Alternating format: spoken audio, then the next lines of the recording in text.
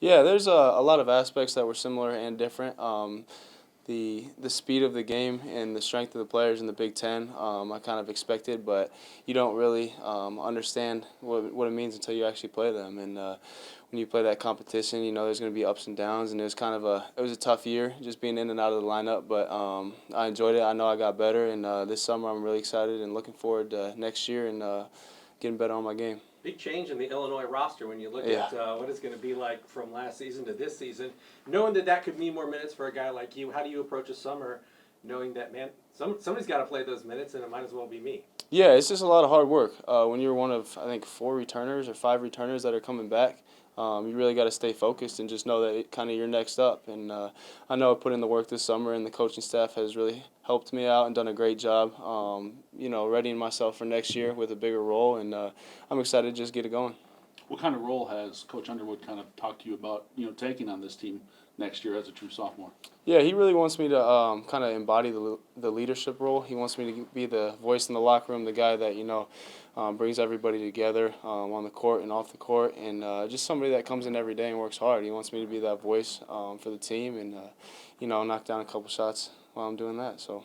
You kind of mentioned, being in and out of the lineup a few times here and there, but you did have some pretty big moments throughout the year. How much confidence does that give you going into next season, knowing that you're expanding your role and like you said, expecting to take on a bigger leadership opportunity too?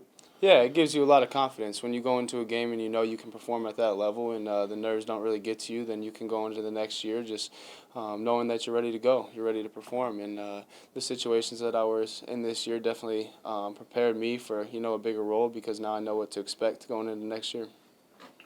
With nil and the transfer portal, I mean, things can change, rosters can change at the drop of a hat. So how do you go about trying to be a leader and establish yourself knowing that the roster could be in flux on, week to week as it goes in an off season? Yeah, my whole mindset throughout this whole crazy NIL deal and transfer portal is just really get close to the guys who are on campus. If you're on campus and part of the team, then I'm gonna do the best I can to bring you together with the team and be close with you and be a great teammate. But if you're not part of the team yet or you're leaving, then good luck to you guys. But I'm just really focused on my teammates who are established in the program, and I've made that commitment to Coach Underwood and our program. How do you feel about those guys that you guys have on campus and the returners that you have coming back? I feel great. We're going to have a lot of young players that are going to have to play this year.